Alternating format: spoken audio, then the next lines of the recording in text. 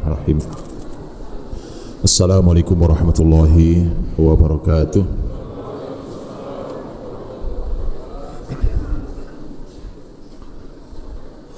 Alhamdulillahilladzi anzala as-sakinata fi qulubil mu'minin liyazdadu imanan ma'a imanihim.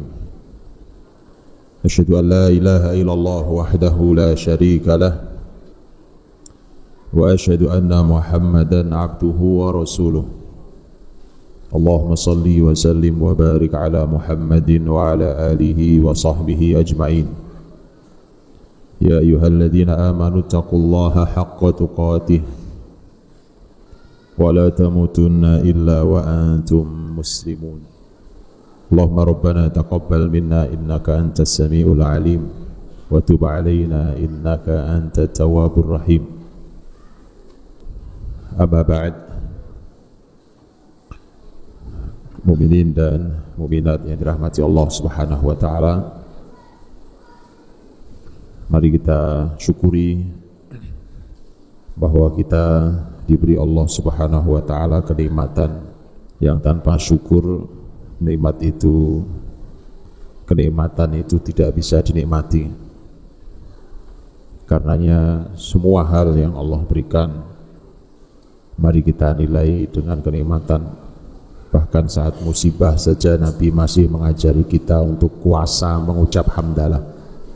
Alhamdulillahi ala kulli hal. Segala puji bagi Allah di atas dalam semua keadaan kita. Salawat dan salam semoga teratur pada Nabiullah Muhammad sallallahu alaihi wasallam. Inilah manusia terbaik yang mendidik anak didiknya untuk jadi pemimpin. Nabi tidak mengajari sahabat untuk jadi pengikut. Nabi mengajari sahabat untuk menjadi pemimpin.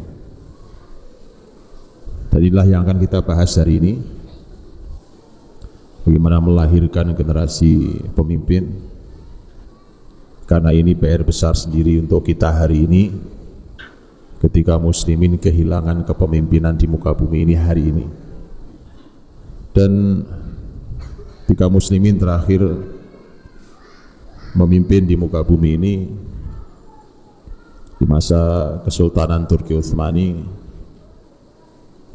dan sultan terakhir yang masih benar-benar sultan yang memimpin 3 benua adalah Sultan Abdul Hamid yang kedua, sultan terakhir. Setelahnya masih ada sultan, tetapi sudah jadi mainan dan boneka di tangan Zionis. Maka sejak itulah kemudian muslimin terus turun sampai muslimin kehilangan kepemimpinan di muka bumi ini.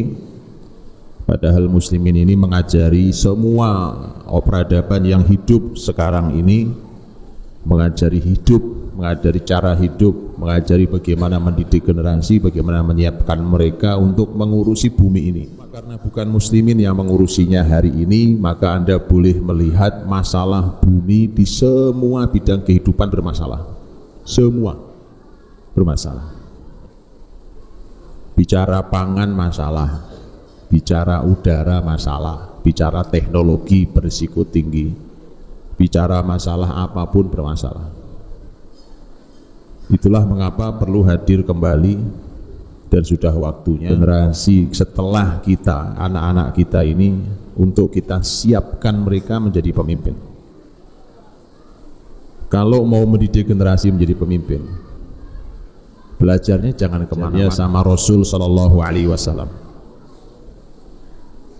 Pelatihan kepemimpinan itu di lembaga manapun, kalau belum dengan sentuhan sirah nabawiyah, maka hasilnya belum pemimpin Islam yang diharapkan.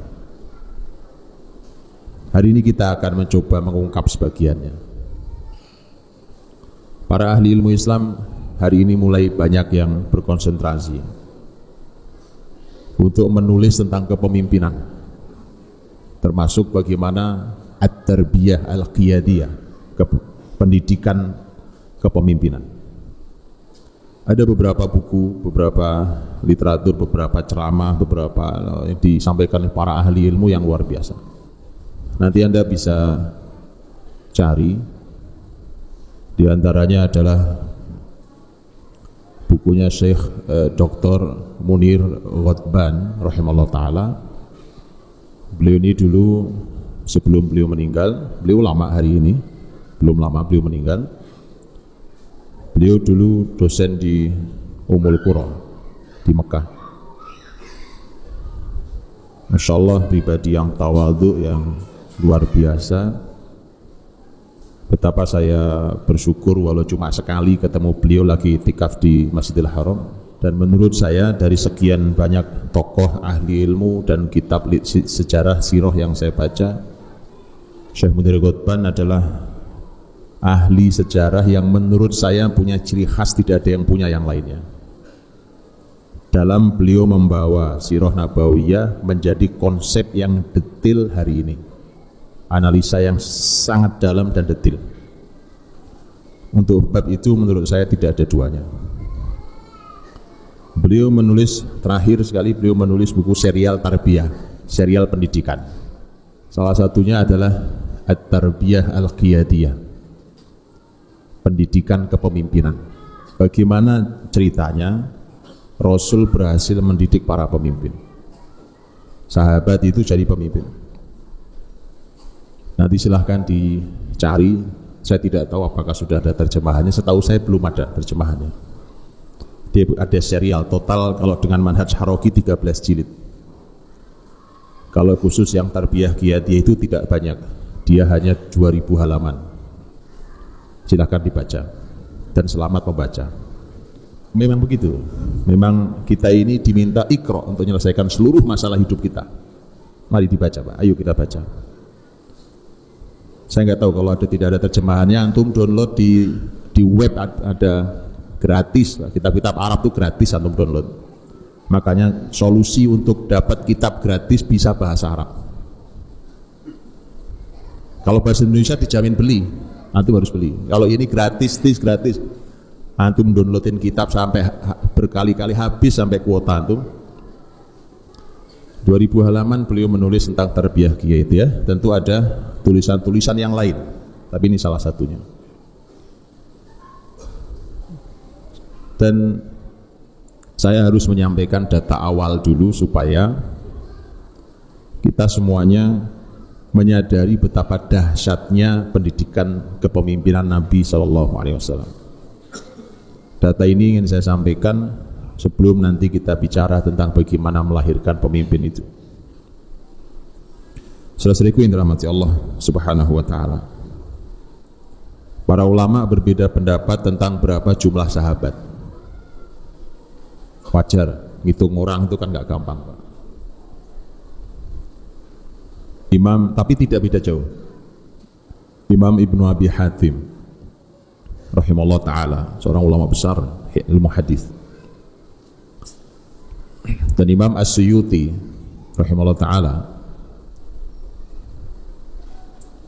beliau berbeda pendapat tentang berapa jumlah sahabat. Kalau saya ambil di jalan tengahnya, maka kurang lebih jumlah sahabat sekitar 100 sekian belas ribu orang, 110 sampai 120 ribu orang jumlah keseluruhan sahabat. Jumlah keseluruhan sahabat Nabi itu dari mulai sahabat yang dekat dan hari-harinya bersama Nabi dengan sahabat yang cuma sekali ketemu Nabi kemudian tidak pernah ketemu lagi. Ya. Dan tentu nanti beda kualitasnya, pasti berbeda. Ada sahabat yang berpuluh tahun bersama Nabi, ada sahabat yang ketemu hanya sebentar dengan Nabi. Dari sejumlah itu,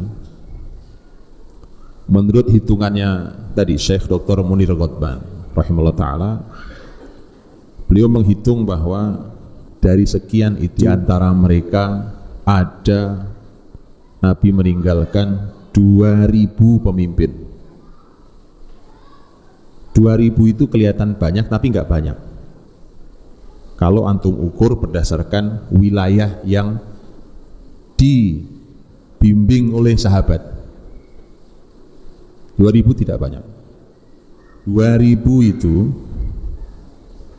seperti antum tahu bahwa Rasul wafat tahun 11, negara terakhir dipimpin oleh sahabat, dimulai dari Abu Bakar, sahabat memimpin setelah Nabi. Sahabat yang terakhir memimpin siapa? Muawiyah radhiyallahu anhu. Muawiyah radhiyallahu anhu meninggal tahun berapa? Habis kepemimpinannya.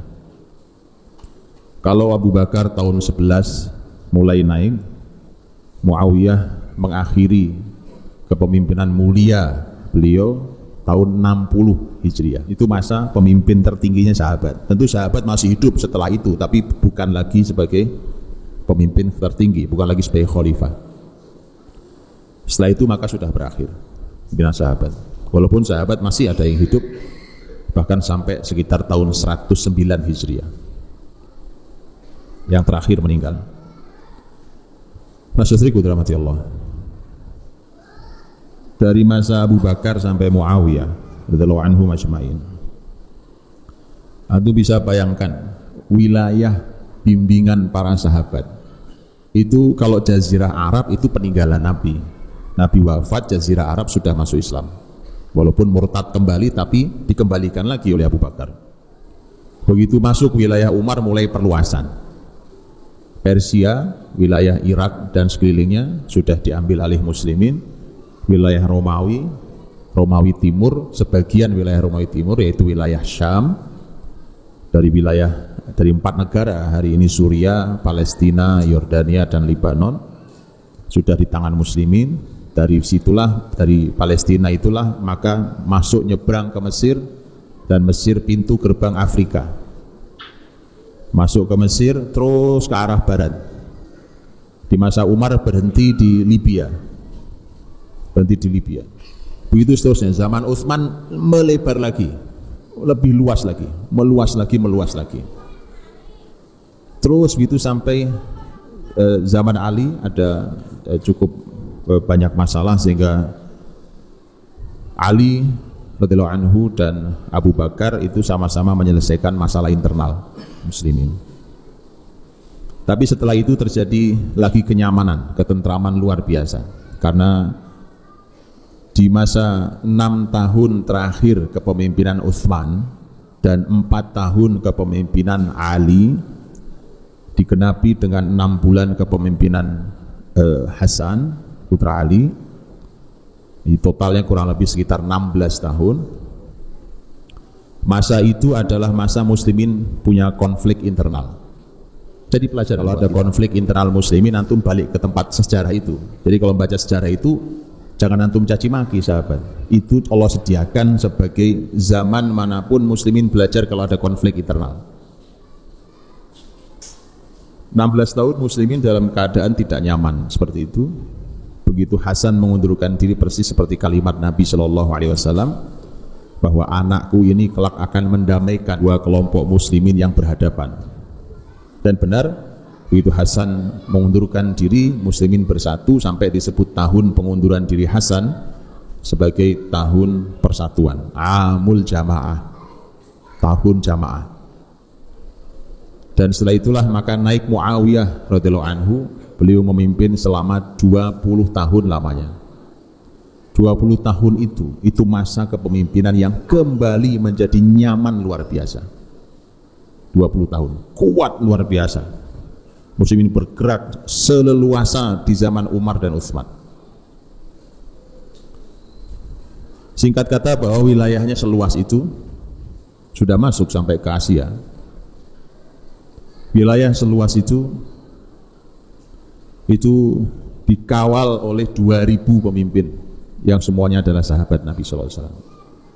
Kemudian dari 2000 itu, dari sahabat 2000-nya pemimpin, mereka dikawal oleh para ahli ilmu.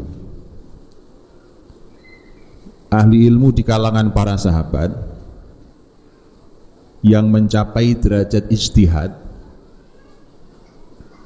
menurut hitungan terbanyak adalah hitungan Imam Nasai rahimahullah ta'ala, jumlahnya hanya 21 orang. Antum pasti akan bertanya, loh kok sahabat ternyata nggak banyak ahli ilmunya? Jangan salah paham. Definisi ahli ilmu di kepala kita dengan ahli ilmu di kepala sahabat beda, Pak. Hari ini antum kita ini bisa mendefinisikan orang nggak jelas ilmunya disebut ahli ilmu. Baru baca 1-2 kitab ahli ilmu. Saya nggak bicara 1-2 ayat, 1-2 kitab bahkan disebut ahli ilmu. Memang keterlaluan zaman ini, Pak.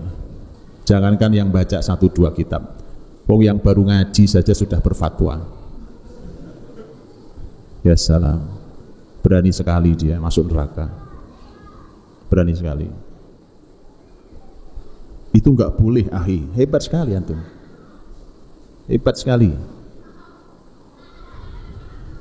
Asal ada broadcast masuk, langsung sebarkan, jangan berhenti di antum. Subhanallah, antum sudah analisa isinya, yakin itu ilmunya sesuai dengan Islam. Itu Pak. Jadi jangan berpikirnya dengan definisi kita hari ini. Kalau sahabat itu, Pak, orang dengan ilmu sangat tinggi saja, ditanya nggak mau jawab, saking takutnya. Ngumpul begini semua sahabat Nabi, semua ahli ilmu, ngumpul, datang orang minta fatwa. Orang datang minta fatwa itu tahu bahwa kalau urusan ini saya nanya ke siapa. Datanglah ke salah satu sahabat yang dia tahu. Wahai sahabat Rasulullah, kalau begini menurut anda bagaimana? Padahal dia ahlinya, dia bilang, wah kalau ini coba anda tanya sebelah saya ini lebih paham. Sebelahnya tentu tahu, mau dia aja nggak mau jawab apalagi saya. Pak, semua ahli ilmu, muter itu 1, 2, 3, balik ke dia lagi. Orang hati-hatinya begitu. Itu orang dengan ilmu tertinggi yang ada, orang-orang itu. Gak usah cuma ngomongin hafal Quran, hafal hadis, gak usah itu sudah gak usah dibicarakan kalau itu sudah otomatis. Karena namanya ilmu bukan sebatas orang menghafal Quran belum tentu tahu isi Qurannya. Menghafal hadis juga demikian. Kenapa? Karena ilmu itu punya perangkat, Pak. Ada sekian banyak ilmu alat, perangkat untuk menganalisa Quran hadis itu ada sekian ilmunya. Ya, sahabat yang disebut oleh Imam An-Nasai rahimahullah ta'ala, ahli ilmu yang berjumlah 21 itu level tertinggi. Sekelas Zaid bin Thabit, sekelas Abdullah bin Abbas, sekelas Abdullah bin Mas'ud, sekelas Umar bin Khattab. Orang-orang dengan derajat ilmu yang mencapai titik ijtihad. Para ahli ilmu mengatakan bahwa untuk zaman-zaman seperti kita hari ini, orang yang benar sampai di derajat mujtahid mutlak itu nyaris nggak ada sedunia ini, Pak. Jadi nggak mudah. Maka angka 21 memang kecil, tapi kalau antum hitung dari 120.000 sahabat itu banyak sekali. Kenapa? Satu orang ahli ilmu itu cukup untuk mengcover satu kota zaman itu. Dan itu yang terjadi. Abdullah bin Mas'ud di Kufah, Abu Hasan Asy'ari, Abu Musa al-Asy'ari di Basrah. Di Madinah ada banyak sahabat, Zaid bin Thabit diantaranya. Di wilayah Syam ada sahabat mulia Abu Ubaidah bin Al-Jarrah, ada sahabat mulia Muawiyah, ada sahabat mulia Mu'ad. Karena itu 4 negara hari ini. Syam itu kan hari ini 4 negara. Jantung bisa lihat itu, bagaimana begitu luar biasanya. Dan Umar Ibn Khattab setiap mengirim, kalau beliau membuka sebuah wilayah, beliau mengirim selalu satu paket. Paketnya adalah 1 ngirim pemimpin, 2 guru, ya ilmu, ahli ilmu. Nanti kalaupun ada yang ketiga jadi imam sholat. Begitu pentingnya tema ini. Ini biasanya paketnya begini. Jadi memperbaiki kota itu 3 orang. Ini masalah kualitas orang. Andai begitu generasi ke depan kita, 3 aja dikirim. Antum mau kirim kemana di wilayah Bali? 3 orang aja, 3 orang kirim. Komposisinya itu 1 pemimpin, 2 ahli ilmu, 3 jadi imam.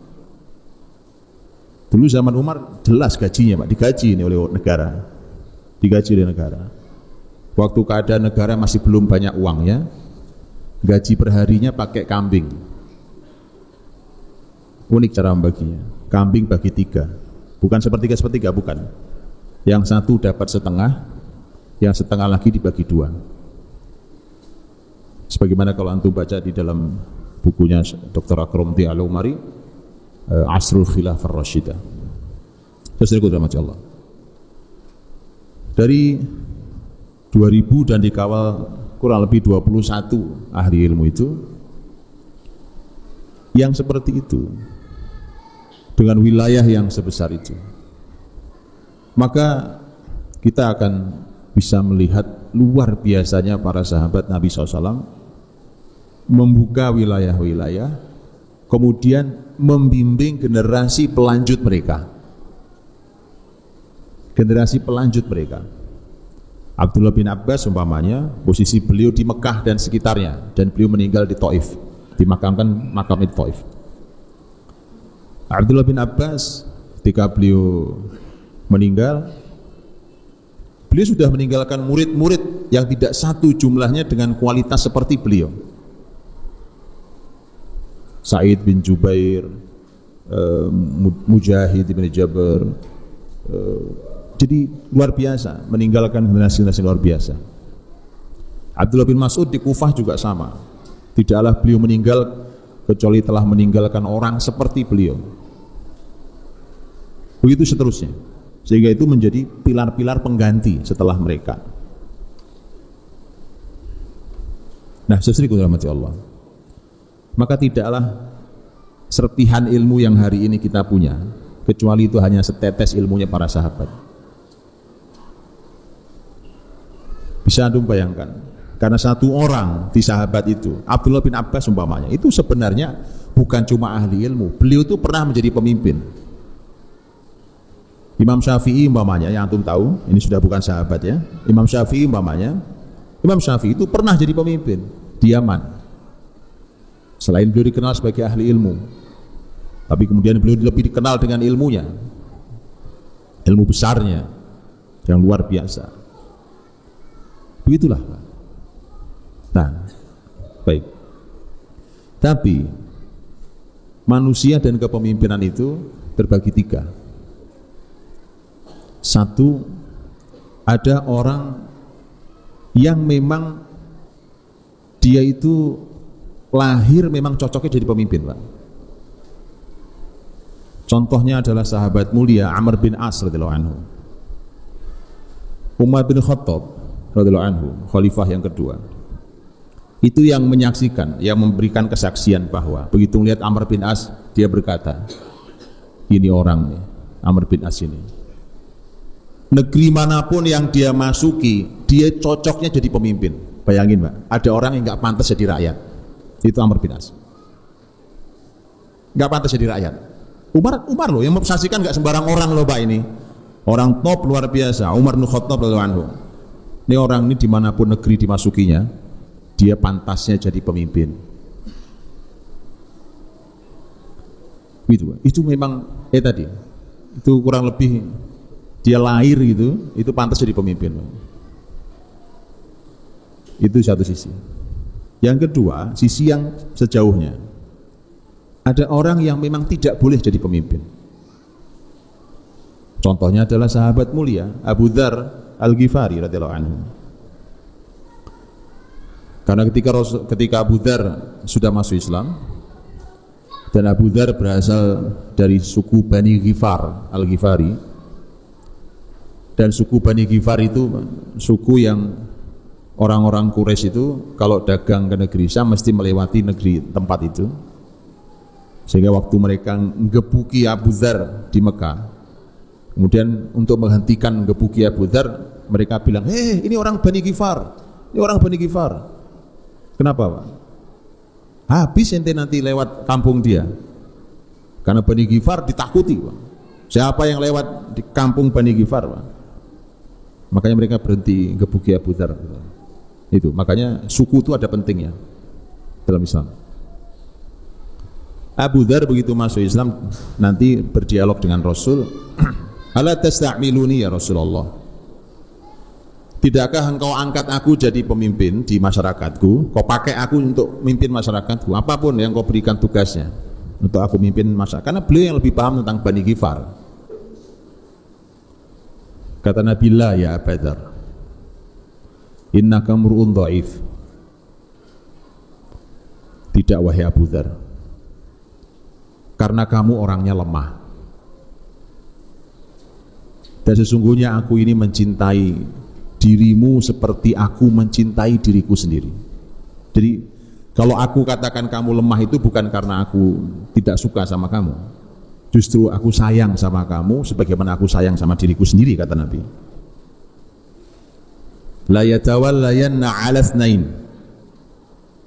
Kamu kalau ada 2 orang saja, jangan nyoba jadi pemimpin. Cuma 2 orang saja, jangan jadi pemimpin. Rasul Pak yang berkata itu.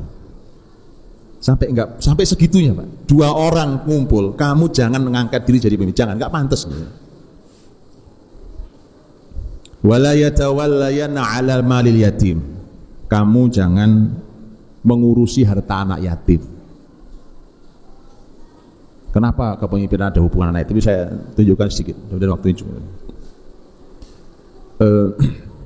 Jangan salah paham tentang Abu Dzar radhiyallahu anhu.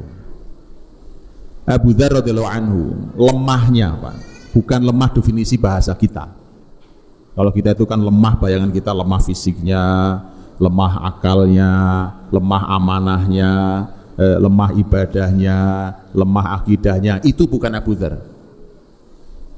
Bukan Abu Dzar. Lihat dialog Abu Dzar dengan Nabi sallallahu alaihi wasallam. Suatu hari Nabi sallallahu alaihi wasallam, dalam hadis yang sahih, Rasul sallallahu alaihi wasallam berkata pada Abu Dzar bahwa siapapun yang mengucap kalimat la ilaha illallah masuk surga. Abu Dzar kaget, Pak. Kata Abu Dzar, ya Rasulullah, wa in zana wa in sarak, apakah kalau orang itu zina dan orang itu mencuri juga masuk surga? Kata Nabi, na'am, ya. Tak puas Abu Dzar, nanya lagi, wa in zana wa in sarak, kata Nabi, na'am. Yang ketiga nggak puas, nanya nggak diganti lagi pertanyaannya, wa in zana wa in sarak, kata Nabi, na'am. Nggak puas Pak, nanya yang keempat. Antum bayangkan, pertanyaannya sama. Abu Dzar berharap ada penjelasan lebih lanjut. Abu Dzar bertanya, wa in zana wa in sarak, kata Nabi, na'am, wa in rohima anfu Abi Dzar, kata Nabi, ya, walaupun Abu Dzar tidak suka.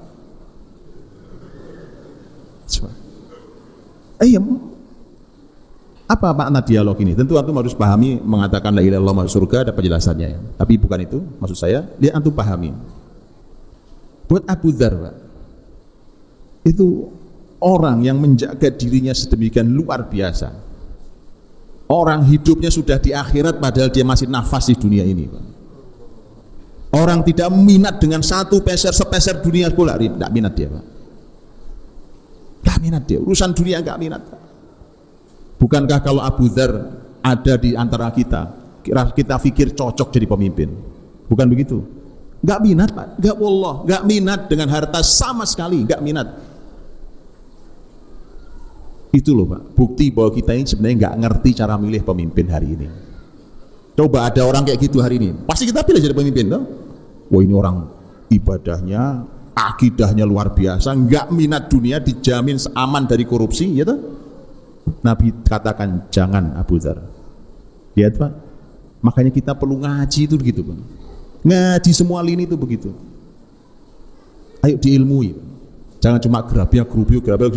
Wah, bukan cuma itu, ngaji, ilmui. Orang kayak Abu Dzar saya nggak pantas jadi pemimpin. Kenapa tidak pantas? Terus apa yang dimaksud dengan kata lemah kalau gitu? Karena ternyata hadirin, menjadi pemimpin itu tak cukup dengan kata soleh. Kalau soleh nggak usah dipertanyakan tentang Abu Dzar radhiyallahu anhu. Abu Dzar masya Allah Pak, tadi saya bilang nggak minat dengan dunia. Sahabat menyebar ke bumi Allah manapun, kemudian mulai membimbing masyarakatnya. Efek dari membuka wilayah, membimbing masyarakat, itu efeknya ada, Pak. Dunia itu ngemis ngikut kita. Dunia, Pak. Kepemimpinan, harta, kekuasaan, itu semua masuk di kita. Abu Dzar ngelihat gitu tuh nggak nyaman, nggak kuat saya ngelihat beginian tuh. Abu Dzar izin ke Utsman radhiyallahu anhu, Utsman, saya mau mengasingkan diri aja. Ini apa ini? Dunia semua ini urusannya. Utsman sang khalifah mengizinkan dan diberi tempat di Robadah, sebuah tempat tidak jauh dari kota Madinah.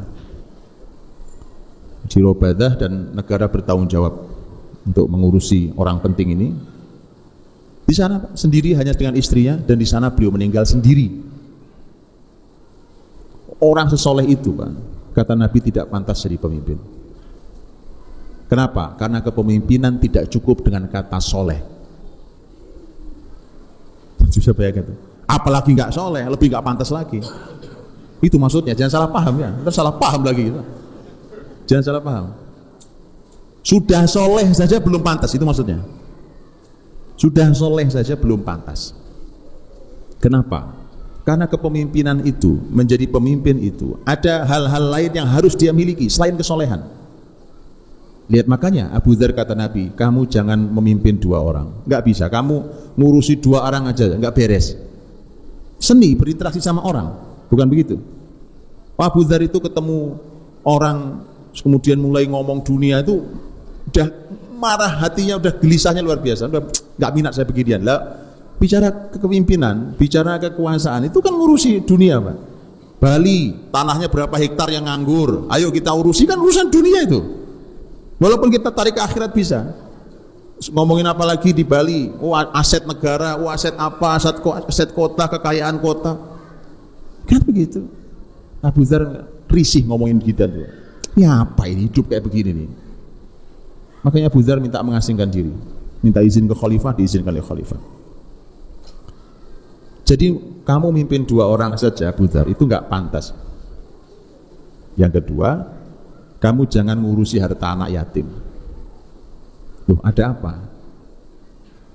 Ada apa? Kenapa Abu Dzar tidak boleh mengurusi harta anak yatim, dan apa urusannya kepemimpinan dengan harta anak yatim?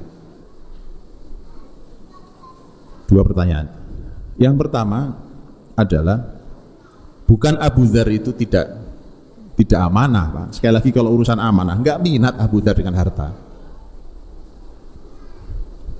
Abu Dzar ini radhiyallahu anhu, itu beliau merasa, dengan kesimpulan beliau tadi, wong orang masuk surga aja beliau protes tadi kan.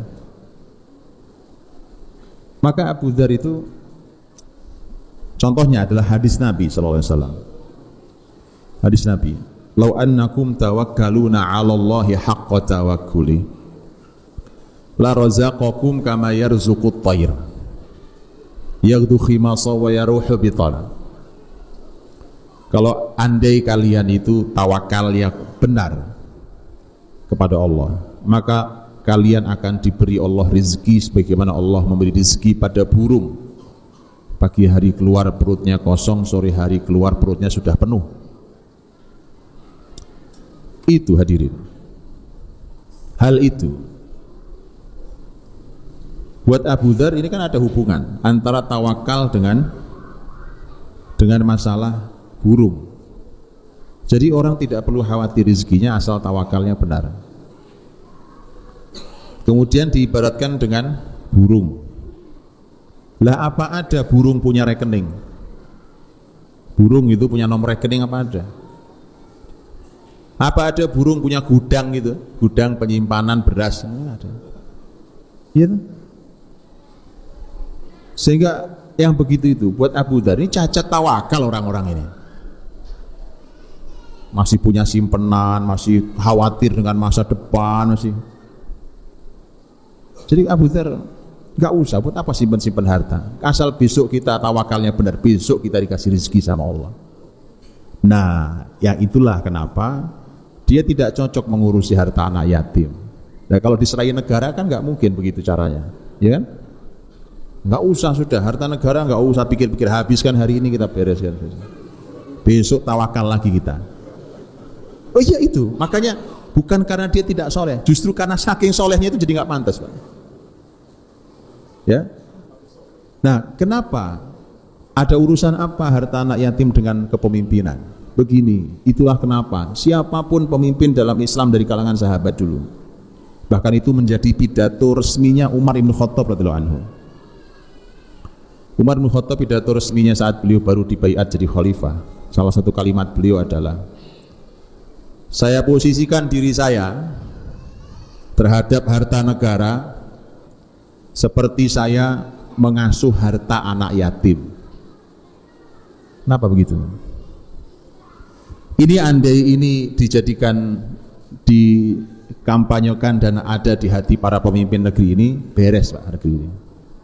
Satu kata itu aja, urusan harta beres.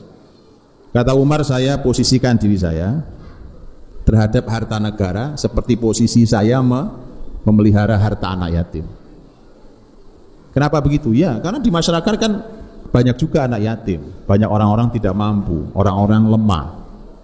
Tapi apa urusannya dengan itu? Begini kata Umar radhiyallahu anhu, beliau mengatakan, kalau saya berkecukupan, saya tidak perlu mengambil harta negara. Saya nggak ambil gaji. Saya kalau orang kaya nggak perlu saya ambil gaji. Buat apa harta saya banyak? Tapi kalau saya tidak berkecukupan, saya kekurangan, maka saya hanya akan mengambil yang baik, mengambil dengan cara yang baik. Bahkan Umar memperjelas kalimat yang baik itu.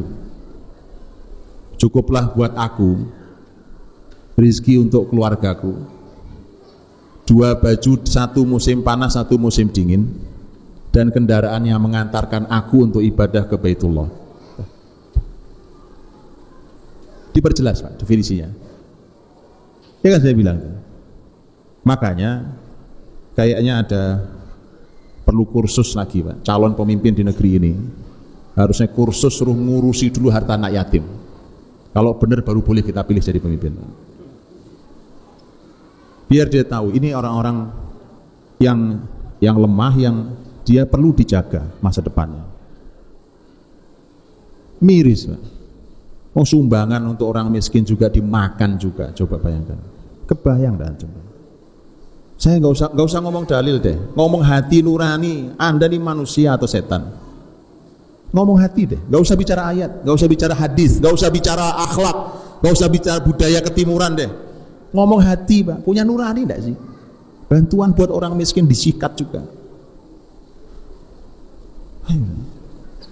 Nggak usah bicara pakai dalil. Makanya lihat betapa hebatnya kepemimpinan para sahabat. Karena semua pemimpin memposisikan dirinya seperti memelihara anak yatim. Harta negara itu dia pikir, wah ini harta anak yatim nih. Hitung lihat anggaran negara, oh ini anggaran anak yatim nih. Gitu Pak. Jadi hati-hati betul. Karena Quran mengatakan, faman kana ghaniyan falyasta'fif, kan? Faman kana faqiran falyakul bil ma'ruf. Yang kaya ya mendingan gak usah ambil deh. Tapi kalau yang nggak berkecukupan silahkan ambil dengan cara yang baik. Baik. Jadi hadirin, ada orang yang seperti Abu Dzar radhiyallahu anhu yang memang tidak boleh jadi pemimpin. Tapi kebanyakan manusia, kebanyakan orang posisinya tidak di dua-duanya, di tengah posisinya. Yaitu ini kebanyakan kita, kebanyakan manusia. Dia bisa menjadi pemimpin, tetapi dengan cara belajar, berlatih. Kalau kayak tadi lahir aja pantas jadi pemimpin. Kalau yang ini sudah seperti apapun nggak boleh jadi pemimpin. Kalau yang tengah, belajarlah Anda, berlatihlah Anda baru layak jadi pemimpin. Bisa, semua bisa. Ini rata-rata di situ posisinya. Gitu pemetaannya. Baik. Nah kemudian ada data lagi yang mau saya sampaikan. Ini waktu saya 10 menit lagi nih. Ada data lagi karena saya belum masuk gimana mereka dilahirkan. Tapi ini hitungannya Syekh Dr. Munir Ghorban tadi di salah satu ceramah beliau, bukan di salah satu ceramah beliau. Beliau mengatakan bahwa kurang lebih 3/4 sahabat Nabi itu rata-rata umurnya 20 tahun. 3/4 sahabat 20 tahun. Saya tambahin lagi datanya. Ibu kota muslimin pertama itu mana? Madinah. Madinah. Madinah siapa yang buka? Mus'ab bin Umair. Mus'ab bin Umair gak sendirian. Mus'ab bin Umair make link muslim yang di sana, sahabat mulia As'ad bin Zurarah yang sudah masuk Islam di tahun 10 kenabian, kemudian ikut baiat 1 dan 2. As'ad bin Zurarah dengan Mus'ab yang menyampaikan Islam karena yang punya banyak ilmu adalah Mus'ab. As'ad bin Zurarah yang punya link dan punya strategi dan tahu pemetaan Madinah. Maka begitu datang Usaid bin Hudzair radhiyallahu anhu, datang bawa tombak itu ngusir, ngapain berdua sini, pulang sana, ganggu Madinah. Itu As'ad bin Zurarah sudah bilang kepada Mus'ab, Mus'ab, ini orang nih, kalau kau bisa Islamkan, ini orang didengar di masyarakatnya, didengar di masyarakatnya. Maka Mus'ab dengan tenang dia mengatakan, begini, kalau Anda mau, Anda duduk, kita bicara. Kita bicara. Kalau yang saya bicarakan Anda ridho, alhamdulillah. Tapi kalau tidak, saya pergi. Kata Usaid bin Hudzair, sepakat. Duduk, Pak, sudah. Makanya gitu, antum sering-sering duduk sama non muslim itu untuk antum dakwai. Itu sengamuk-ngamuknya dia. Itu kalau dengar ayat Allah bisa meluluhkan hatinya. Duduk, duduk udah ngamuk-ngamuk pegang tombak, Pak. Duduklah. Begitu duduk diajak bicara, disampaikan begini, begitu, ini ayatnya, ini Islam. Betapa indahnya. Berubah mukanya, Pak. Berubah, siap menerima hidayah. Asyhadu an la ilaha illallah wa asyhadu anna Muhammadar Rasulullah. Usaid bin Hudzair radhiyallahu anhu. Begitu masuk Islam, Usaid bilang, lihat Pak, zaman dulu betapa kuatnya seorang mukmin. Itu kalau mengajak ngomong orang kafir langsung masuk Islam. Begitu Usaid masuk Islam, Usaid bilang, di masyarakat Madinah ini ada orang yang kalau kamu berhasil mengislamkan dia, masuk Islam negeri ini, saya akan rekayasa, kamu tunggu di sini. Begitu Pak, baru masuk Islam langsung merekayasa. Jangan sampai Islam dari kecil nggak ngapa-ngapain, Islam dari lahir berkarya juga enggak untuk Islami. Jangan begitu. Ini orang baru detik itu masuk Islam, kamu tunggu, saya rekayasa.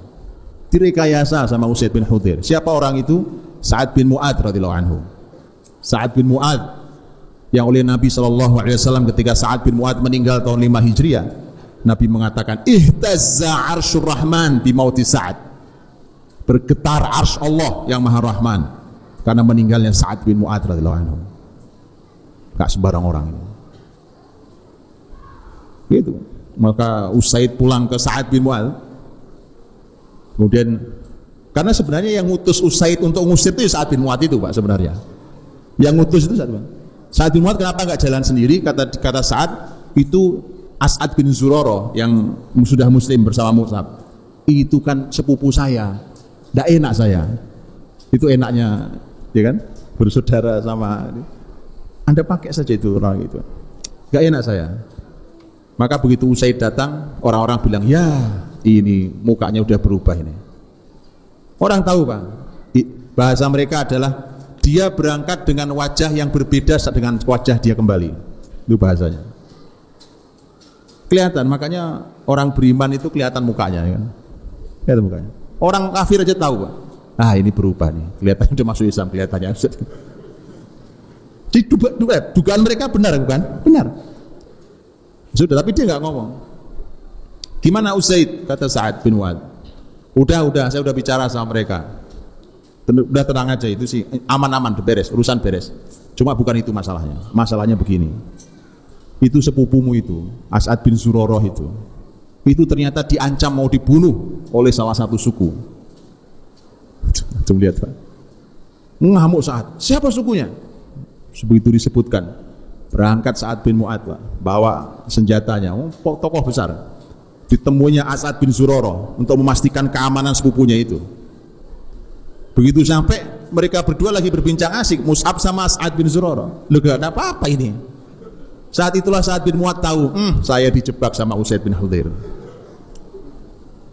Lihat Pak itu. Sudah duduk di situ. Sama ngamuk lagi. Pulang pergi. Ngapain di sini? Kata Mus'ab, sama, duduklah di sini. Kalau anda mau saya bicara. Kalau Anda nggak setuju, saya pergi. Tapi dengar dulu lah. Kata Sa'ad, ini fair. Duduk di situ, bicara. Mus'ab bicara, radhiyallahu anhu. Masuk Islam, Pak. Masuk Islam. Aduh, bayangkan tuh. Nabi itu nggak pernah salah pilih orang. Ini pemimpin-pemimpin besar kayak gini. Duta pertama dalam Islam itu kayak gitu. Itu baru duta namanya. Duta besar. Dubes pertama itu, Pak. Mus'ab bin Umair radhiyallahu anhu. Sudah masuk Islam. Lihat pemimpin tuh kalau beriman kayak gini, Pak. Jadi antum-antum yang jadi pemimpin tuh, Pak. Pemimpin perusahaan, pemimpin apa, pemimpin divisi apa, pemimpin lembaga, pemimpin kementerian, pemimpin dinas apa. Kayak Sa'ad bin Mu'adz. Supaya kalau antum meninggal bergetar asy Allah gitu. Begitu masuk Islam, saat kumpulkan masyarakatnya, tuh kan pemimpin tuh gitu, kan? Kumpulkan masyarakatnya. Begitu kumpulkan masyarakatnya, saat bicara, menurut kalian saya ini siapa? Masyarakatnya mengatakan, Anda pemimpin kami, Anda orang terbaik kami, Anda yang kalimatnya kami dengar. Baik, kata Sa'ad, mulai hari ini haram bagi saya bicara dengan kalian sampai kalian mau bersyahadat. Nah, itu pemimpin namanya. Pemimpin itu begitu, Pak. Kalau dia mimpin, dia kan punya kebijakan. Tidak boleh kantor ini sholat semua. Begitu, Pak. Pemimpin itu begitu. Sa'ad bin Mu'adz, haram bagi saya bicara dengan kalian sampai kalian mau syahadat. Syahadat, Pak, semua orang. Maka bergetar arsy Allah yang Maha Rahman itu ketika Sa'ad meninggal. Nah, Mus'ab bin Umair, As'ad bin Zurarah, Usaid bin Hudzair, dan Sa'ad bin Mu'adz. Berapa umur mereka? 30-an tahun, Pak. 4 orang, anak 30-an tahun, cukup untuk membuat ibu kota Islam. Itu maksud saya. Paham? Baik. Saudaraku dirahmati Allah. Nah itu semuanya, data itu. Tinggal kemudian bagaimana mereka dilahirkan itu. Bagaimana mereka dilahirkan itu, teman-teman. Masya Allah. Tapi itu memang perlu pembahasan sendiri. Kita mendidik generasi kita setelah kita ini jangan salah didik, Pak. Jangan salah didik. Didiklah dengan urutan pendidikan nubuah, pendidikan kenabian zaman Nabi Sallallahu Alaihi Wasallam kayak apa urutannya. Mari kita lihat, Pak. Mari kita lihat. Ini kita langsung bicara tentang kepemimpinan. Bicara kepemimpinan itu kan sebenarnya dimulai dari doa kita di rumah tangga kita. Walladzina yaquluna rabbana hab lana min azwajina wa dzurriyyatina qurrata a'yun waj'alna lil muttaqina imama. Imam itu pemimpin. Para ahli tafsir mengatakan imamatuddin. Imamah di situ para ahli tafsir mengatakan imamatuddin, kepemimpinan dalam urusan agama. Ayo kita bahas ya, Pak. Kata ini, satu kata aja nih, imamah. Para ahli ilmu mengatakan imamatuddin. Imamatuddin, kepemimpinan agama. Mengapa kepemimpinan agama? Kepemimpinan agama nanti ujungnya adalah memimpin masyarakatnya. Bani Israel, sebagaimana kalimat Rasul Muhammad SAW, karena Banu Israel yasusuhum anbiya'uhum. Masyarakat Bani Israel itu dipimpin siasahnya. Yasus itu dari kata siasah. Tahu siasah? Politik kalau terjemahan hari ini, walaupun nggak pas-pas amat, tapi ya boleh lah ya. Politik. Jadi kepemimpinan politik Bani Israel itu di tangan para nabi mereka. Makanya imamatuddin, kepemimpinan agama itu akan membawa kepada kepemimpinan masyarakat. Tapi kalau mau sesuai dengan doa kita ini, ngajari anak-anak itu mulai dari menjadikan mereka sebagai imam dalam urusan ad-din. Jangan imam dalam urusan ad-dunya, Pak. Nanti, dunia itu nanti, nomor 2 setelahnya. Pahami ini kaidah umumnya. Maka sebuah kesalahan fatal adalah anak kita sudah bisa ilmu apa saja, tapi baca Qur'annya belum benar. Anak kita sudah belajar berbagai macam ilmu, punya pengalaman luar biasa, punya bahasa asing macam-macam, sholatnya masih berantakan, wudu belum benar, asal berdiri sholat, injek-injekan kaki sama temannya. Itu salah. Itu salah dalam proses mendidik calon pemimpin ini. Mulainya dari mana? Imamatuddin. Maka lahirkan pemimpin begitu. Mulai dari situ, Pak. Apa yang kita alami hari ini jangan diulangi. Umpamanya, kita hari ini sudah bekerja, menghasilkan uang, bahkan sudah melimpah ruah uangnya, belakangan baru tahu kalau yang kita lakukan sebagiannya haram dan syubhat. Kenapa sampai kejadian itu? Karena kita belum cukup ilmunya tapi sudah menjalankannya, padahal kita tahu ilmu sebelum amal, kan begitu? Anak kita jangan begitu, Pak. Itu sudah cukup, itu kecelakaan kita di masa lalu, bahwa melangkah gak tahu halal haram, melangkah nggak ngerti ilmunya itu sudah cukup, nggak boleh lagi. Anak kita nggak boleh begitu. Maka mereka harus sampai level standar sesuai ukuran para ulama, standar mereka. Di level mana mereka sudah dinyatakan punya standarisasi? Tanyakan pada ulama. Untuk mereka harus tahu. Karena ada hal-hal ilmu yang sifatnya fardhu ain. Contohnya adalah mengilmui halal haram di pekerjaan kita. Harus tahu. Pengusaha harus tahu halal haramnya, arsitek harus tahu halal haram di pekerjaannya, seorang ahli kesehatan harus tahu halal haram di dunianya, seorang guru harus tahu halal haram di dunianya. Itu ilmu fardhu ain. Nah, kita udah jalan kemana-mana, sudah luar biasa, baru tahu haram ya Pak, haram. Bayangkan. Nah, itu gara-garanya kebalik kurikulum kita. Kalau kebalik ya kayak hari ini, Pak, susah sengsara. Masyarakat mayoritas yang menguasai minoritas. Saya tidak bicara tentang apa, karena kan wajar masyarakat mayoritas memberi yang mengizinkan Anda nyaman tinggal di sini, di negeri ini. Masyarakat mayoritas muslim ini, betapa lapangnya hati muslim di negeri ini. Kalau bicara toleransi, belajarlah pada kami. Belajar sama muslimin. Betul kan? Muslim, Pak, muslim di negeri lain, Pak, karena muslim minoritas, habis dikerjain, disiksa, diusir, dibakar kampungnya. Mana ada di negeri muslim kayak begitu? Kan? Negeri muslim Anda boleh tinggal di sini, Anda boleh beribadah dengan nyaman di negeri ini, taati, tapi yuk kita hidup bersama. Siapa? Karena yang ngajari kita Rasul Sallallahu Alaihi Wasallam. Ya kan? Rasul paling siap hidup berdampingan dengan Yahudi. Padahal Nabi tahu masyarakat Yahudi masyarakat paling nakal, masyarakat yang mudah mengingkari perjanjian. Baik.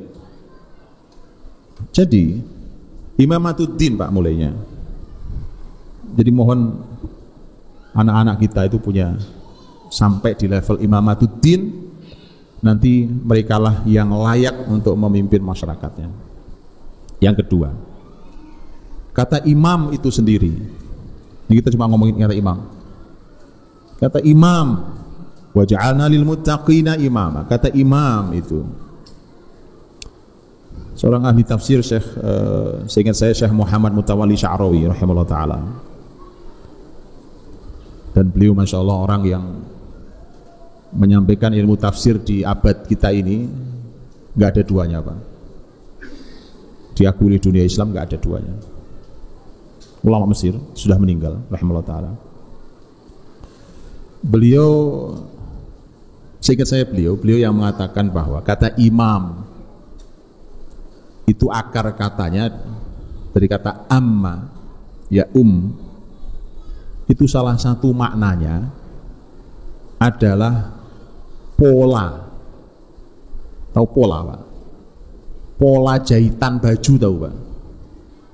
Pola ya, tahu ya pola ya? Tahu semua ya? Penjahit itu, Pak. Kalau jahitnya cuma satu nggak usah buat pola. Tapi kalau dia ingin mengulangi jahitannya berulang-ulang, produksinya banyak, dia buat polanya supaya nggak ngukur satu-satu. Karena modelnya sama, ukurannya sama. Maka dibuatlah pola, tinggal krak selesai. Kalau seperti itu maka seseorang layak menjadi imam, jadi pemimpin. Kalau dirinya sudah jadi pola buat masyarakatnya. Itulah didikan besar Rasul Shallallahu Alaihi Wasallam kepada sahabatnya. Karena Rasul SAW adalah pola buat sahabatnya. Orang belajar ngelihat pola lebih gampang daripada dikasih teori. Tadi pokoknya jahit. Ayo mas, jahit diukur begini, ukurannya sekian, coba lingkar ini diukur, ini coba kemudian ini jahit sebelah sini, pusing banget. Kasih teori pusing. Mas gunting kayak ini ukurannya, gampang, krek selesai. Jiplak ukuran itu. Itu pola. Kalau pemimpinnya jadi pola, orang lain niru betapa mudahnya. Itu kunci keberhasilan kepemimpinan Rasul dan para sahabat.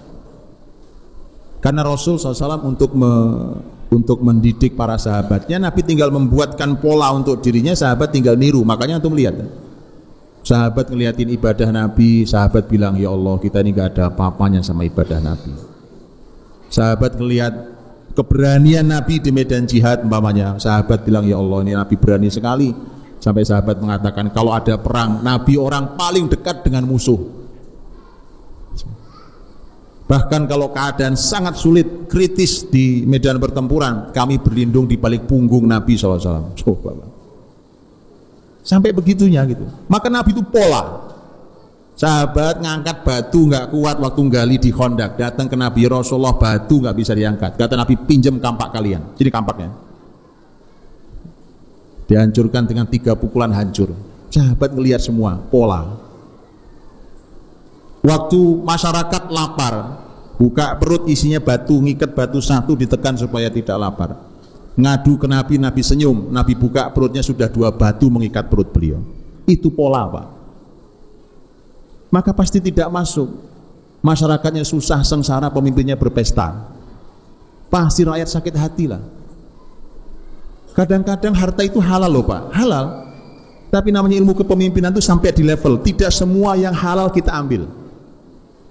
Apalagi yang syubhat sama yang haram. Paham ya? Kalau mau didik generasi seperti itu calon pemimpin begitu. Bisa jadi harta yang diambil halal Pak. Tapi harta halal itu kadang menimbulkan masalah ketika posisi Anda sebagai pemimpin. Makanya antum bedakan. Abdurrahman bin Auf radhiyallahu anhu, sahabat kaya raya, itu aman dari fitnah, Pak. Dicintai, dikagumi orang, dipuja-puja orang. Kaya. Utsman radhiyallahu anhu juga kaya, tapi waktu Utsman memimpin, kaya dari dulu dia kaya. Tapi begitu jadi pemimpin, difitnah gara-gara harta halalnya sendiri, Pak. Begitu. Makanya tidak mudah itu. Dan makanya kalau mendidik menjadi pemimpin tadi Pak, pemimpin itu dalam Islam itu memberi bukan minta, melayani bukan menyusahkan. Kalau anak kita belum begitu, anak kerjanya nyusahin aja, itu belum pantas jadi pemimpin. Anak jadi beban saja, nggak mungkin jadi lahir pemimpin dari anak ini. Karena pemimpin itu memberi. Itu kenikmatan. Karena kenikmatan orang menerima sesungguhnya sama dengan kenikmatan orang memberi. Jangan dipikir senang itu cuma kalau dikasih Pak. Anda perlu tanya pada orang dermawan, ngasih itu nikmatnya juga luar biasa. Bahkan buat orang dermawan, memberi jauh lebih nikmat daripada menerima. Nah kalau jiwa itu belum ada di diri generasi kita, belum pantas jadi pemimpin Pak. Kalau yang dipikirin gimana caranya ngambil, gimana caranya menikmati, gimana caranya saya dapat komisinya, nggak pantas jadi pemimpin. Karena pemimpin itu memberi, melayani. Seperti tadi contohnya para sahabat Nabi SAW. Baik, itu imam. Jadi pola, buat pola segala hal. Sehingga pemimpin itu adalah teladan, menteladan, dan itu diteladani oleh masyarakat. Waktu saya habis dari tadi sebenarnya. Sudah 10 menit saya lewat. Maghrib jam berapa Ustaz? Oh,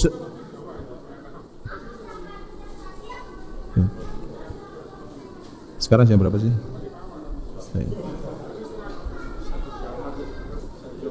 Oh gitu. Tadi amanah saya cuma sampai dikit lagi kalau gitu ya. Nanti kita buka, kalau ada waktunya kita buka tanya jawab. Karena ada tanya jawab yang sudah masuk saya. Baik, saudaraku dirahmati Allah. Maka sifat pemimpin itu, dan antum perlu belajar. Saya karena ini waktunya pendek dan pembahasannya panjang, saya cuma ngasih kunci-kunci dari tadi. Sisanya antum buka, antum belajar lagi, antum tanam itu di generasi, di anak-anak, di rumah, anak didik segala macam. Antum buka Sirah Nabawiyah nanti, antum pelajari sejarah hidup Nabi Shallallahu Alaihi Wasallam di Mekah. Kapan muslimin punya negara? Di Madinah. Di Madinah muslimin punya kekuasaan penuh terhadap Madinah, ada tempatnya, ada peraturannya, ada rakyatnya, itu negara.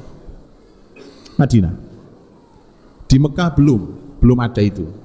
Karena Mekah saat Nabi di Mekah, 13 tahun Nabi SAW di Mekah, itu Nabi SAW di bawah kekuasaan musyrik Quraisy. Maka bagaimana kalau gitu? Kalau begitu begini cara menganalisanya. 13 tahun di Mekah, semua yang terjadi di Mekah adalah merupakan proses Allah dan Rasulnya menyiapkan para pemimpin untuk membuat negara di Madinah. Saya ulangi, semua kejadian di Mekah, sepanjang di Mekah adalah proses yang Allah dan Rasulnya siapkan untuk melahirkan para pemimpin dari kalangan sahabat itu, untuk ketika mereka ke Madinah mereka bisa memimpin sebuah negeri. Maka nanti kalau antum baca 13 tahun dakwah Nabi di Mekah itu, salah satunya itu Pak. Jadi tanam itu di kepala antum, salah satu, ini cuma salah satunya ya. Salah satunya itu, tanam itu di kepala Anda. Umpamanya begini, saya kasih contoh. Masa Nabi 3 tahun dakwah secara sembunyi-sembunyi, nanti masuk tahun keempat mulai ada intimidasi. Kemudian muslimin, Rasul sallallahu alaihi wasallam memilih Rumah Arqam bin Abil Arqam. Antum lihat proses ini Pak. Dari mulai rahasia itu Nabi cuma dakwahnya dari teman ke teman, ketemu gini, bicara tentang Islam gitu, sampai terbaca karena Nabi diperintahkan Allah untuk berdakwah secara terbuka. Fasda' bima tu'mar. Nabi disuruh untuk menyampaikan apa yang diperintahkan pada Nabi. Maka masyarakat musyrik Quraisy mulai tahu bahwa oh ini ternyata benar ada pergerakan underground di Mekah itu. Maka Nabi melihat sahabatnya mulai seperti itu, disiksa, di apa segala macam. Itu tahun 4 akhir 4 kenabian dan awal tahun 5. Maka Nabi ngambil keputusan untuk menjadikan rumahnya Arqam bin Abil Arqam sebagai pusat. Mengapa rumah Arqam bin Abil Arqam dipilih, itu juga pembahasannya panjang sendiri. Karena itu ada pelajaran sangat mahal. Dan antum perlu tahu, Arqam bin Abil Arqam itu sahabat umurnya belum 20 tahun. Sahabat muda-muda Pak. Rumahnya rumah yang terjaga, yang sangat safe untuk ngaji, terbukti sampai Nabi hijrah, rumah itu nggak ketahuan bahwa itu tempat Nabi bicara segala hal, merencanakan, menyampaikan wahyu, mengajari sahabat, mengevaluasi mereka di tempat itu. Tuh bisa bayangkan tuh betapa hebatnya seorang Arqam bin Abil Arqam. Makanya kisah ketika Abu Dzar mau masuk Islam itu Pak, itu kan datang dari sukunya. Sebagai orang asing dia cuma celingak-celinguk sana sini gitu, di Mekah itu. Ali bin Abi Thalib berapa umurnya waktu masuk Islam? Ada yang mengatakan 8 tahun, ada yang mengatakan 10 tahun. Itu awal sekali. Peristiwa ini anggaplah umur Ali bin Abi Thalib sudah sekitar 15 tahun, anggaplah gitu. Anda bayangkan Pak, anak 15 tahun itu anak SMA ya? SMP kelas 3 sekarang ya. Tuh bayangkan Pak, anak segitu ngelihat orang tengok kanan tengok kiri, ini orang asing ini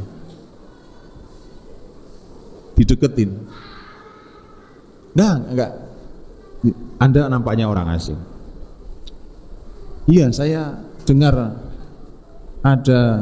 katanya ada Nabi diutus di Mekah ini, mana orangnya, saya mau ketemu. Ali nggak mau membahas Pak. Ali tahu di mana Nabi Muhammad kan.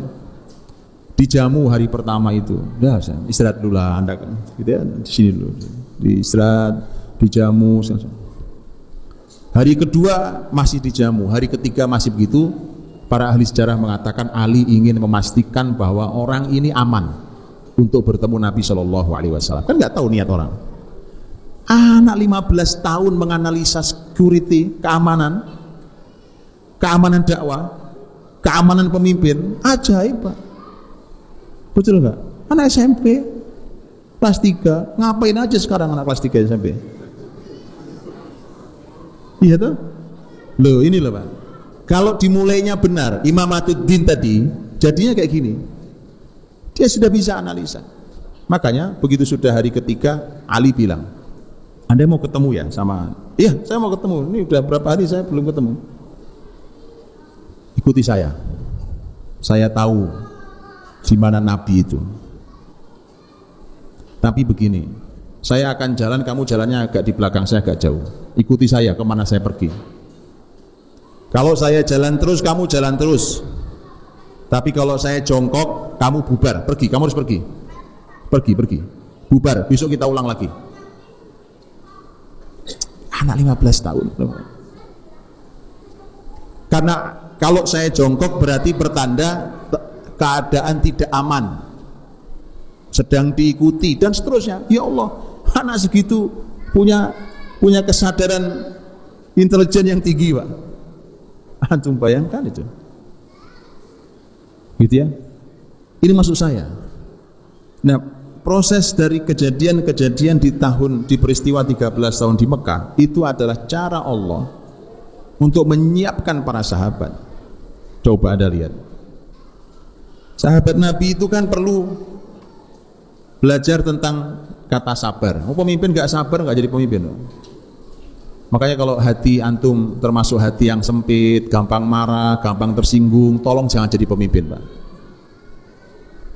Jangan jadi pemimpin. Jangan jadi pemimpin. Pemimpin itu hatinya lapang sekali. Fa'fu anhum wastaghfir lahum wasyawirhum fil amr. Itu semua kalau nggak hati lapang nggak bisa. Maafkan semua yang kau pimpin itu. Mohonkan ampun pada Allah. Ya kan? Musyawarahkan segala urusan. Itu orang hatinya lapang. Yang namanya orang dipimpin itu kan macam-macam. Ada yang jengkelin, ada yang ilmunya cukup, ada yang nggak ada ilmunya, ada. Maka hatinya lapang untuk belajar sabar itu.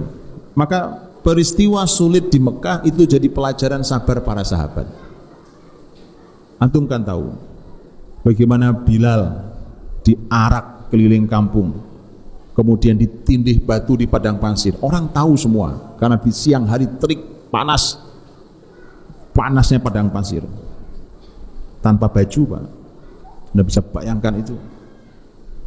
Antum sekarang kalau ke Mekah Pak, kalau musim lagi panas, itu aspal itu Pak, aspal itu cair Pak. Anda boleh injek tuh, Anda injek aspalnya, lengket di sepatu. Itu kalau lagi musim panas. Kebayang nggak antum Bilal ditidurkan di terik musim panas Sudah bayangkan itu. Bilal bertahan, ahad, disuruh murtad, suruh mencaci maki, ahad. Anda tahu itu? Itu proses begitu itu memang menyakitkan. Tapi itulah cara Allah dan Rasulnya menyiapkan para sahabat menjadi pemimpin besar. Baik yang menyaksikan ataupun Bilal sendiri. Gitu. Ammar bin Yasir. Antum tahu Ammar bin Yasir? Bapaknya ibunya disiksa di depan dia. Sampai ibunya meninggal ditombak di kemaluannya. Tak manusiawi mereka itu. Orang kafir kalau benci sama Islam kayak gitu, Pak. Ditombak, Pak. Ammar bin Yasir radhiyallahu anhu menyaksikan itu semua, enggak kuat, Pak, orang tuanya. Tapi itulah yang akan menjadikan Ammar kelak jadi pemimpin besar di kota Kufah di zaman Khalifah Umar radhiyallahu anhu. Jiwanya tertempa luar biasa karena dia sudah punya sifat sabar, kokoh sekali. Makanya kalau punya anak gampang banget galau, ya kan? Gampang banget putus asa, gampang banget ngeluh di Facebook. Nggak pantas jadi pemimpin, Pak. Paham ya? Nggak pantas ini. Lihat kayak ini, kesabaran luar biasa. Nabi lewat, nggak bisa nolong Ammar. Nabi hanya mengatakan, sabrun ala Yasir, fa inna mau'idakumul jannah. Sabarlah keluarga Yasir, karena tempat kalian di surga. Jadi hadirin, jadi itu kuncinya nanti antum pelajari. 13 tahun di Mekah itu adalah semua prosesnya adalah merupakan jawaban, merupakan proses pembelajaran untuk Allah menyiapkan Nabi dan sahabat itu punya negara di Madinah, dan negara nanti berproses berikutnya. Nah itu waktunya nggak ada karena sudah habis waktunya, nggak mungkin saya ungkap satu-satu. Jadi kuncinya nanti silahkan dipelajari. Wallahu a'lam bishawab. Habis waktu saya. Sekarang bagaimana, Ustaz? Baik, saya kira itu. Wallahu a'lam bishawab. Assalamualaikum warahmatullahi wabarakatuh.